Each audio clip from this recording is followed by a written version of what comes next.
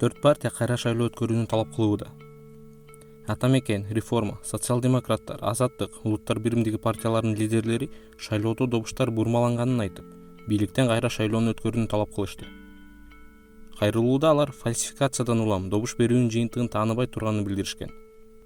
Саясатчылар адилет кайра шайлоону жана министрлер кабинетинин отставкасын талап кылышты. Садыр Жапаров Равшан Жээнбековго добуш бердиби? Кыргызстандын президенти Садыр Жапаров номер 26 Ленин бир мандаттуу округунда абактагы Равшан Жээнбековго добуш берди. Бул тууралуу Евразия.неттин редактору Питер Леонард социалдык тармактагы баракчасында билдирди. Ал Жапаровдун бюллетендеги урнага салып жаткан учурдагы сүрөтүн жарыялады. Ал жакта президент бир мандаттуу округда кимге добуш бергени көрүнүп калган. Прессага атайын ачыкталган болушу мүмкүн. Президент Жапаров бир мандаттуу округда 2019 август айындагы башаламандыкка айыпталып, иши сотто каралып жаткан Равшан Жээнбековго добуш берди деп жазды Леонард. Шаардык милиция Бишкекте тынч өттү. Бишкекте өткөн түн тынч өткөнүн Бишкек шаардык милициясынын басма сөз кызматы билдирди.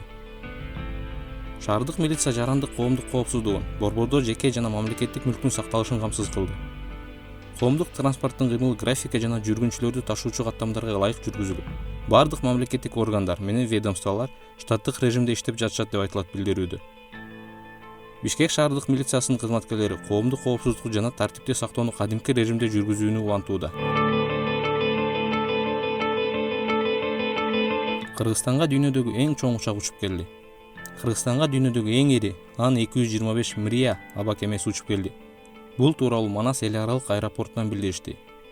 Узундугу 84, бийиктиги 18,2 жана эки канатынын узундугу 88,4 метрге жеткен бул жүк ташуучу учакты дүйнөдөгү бардык эл аэропорттордун кабыл алуу мүмкүнчүлүгү жете бербейт деп айтышты Манас аэропортунан. Ан-225 Мрия дүйнөлүк авиация тарыхында эң ири жана көп жүк көтөрө алган учак.